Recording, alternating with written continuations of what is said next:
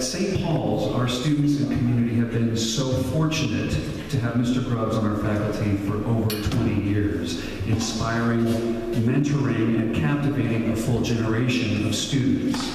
I'd like to begin by thanking and acknowledging the members of our advanced jazz band. You heard them as you walked in, one of the two groups here at St. Paul's that Mr. Grubbs directs.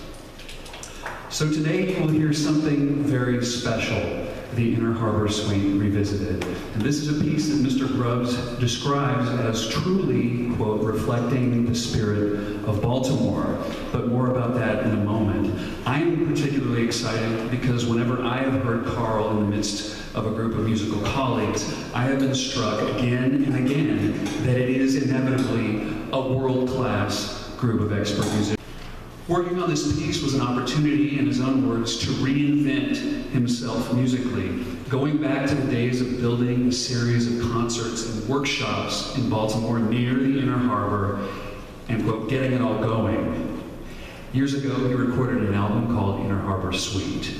Today's work is revised and new compositions with strings have been added. He says, it was wonderful using string instruments with another color and flavor, and challenging to do that. The suite is about what Carl sees in Baltimore, and this experience has been a chance for him to reinvent himself. He is a self-proclaimed people watcher, many of whom can be found at the Inner Harbor, offering so much and nurturing that myriad of influences on his music.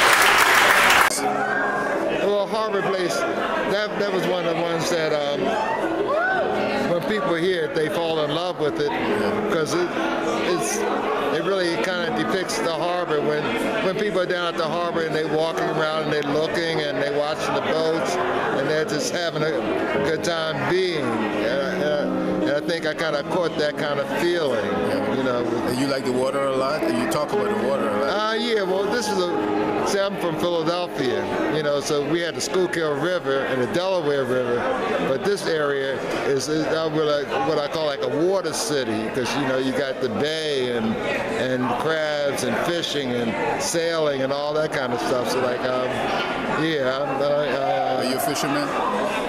No. You're more of a music guy, right? Yeah. Okay. What do you hope for the future? Well, I want to keep on growing, you know.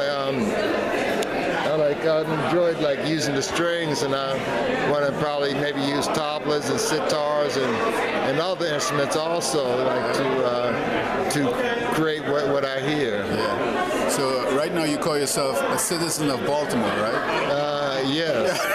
And I tell you, you know what?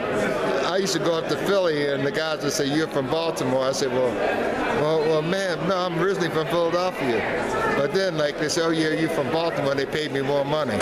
So I said, "Oh, yeah, I'm from Baltimore." Okay. Then I go up to Philly. Now I'm an out-of-town musician. Out-of-town musicians get paid more, so they convinced me that I'm from Baltimore now.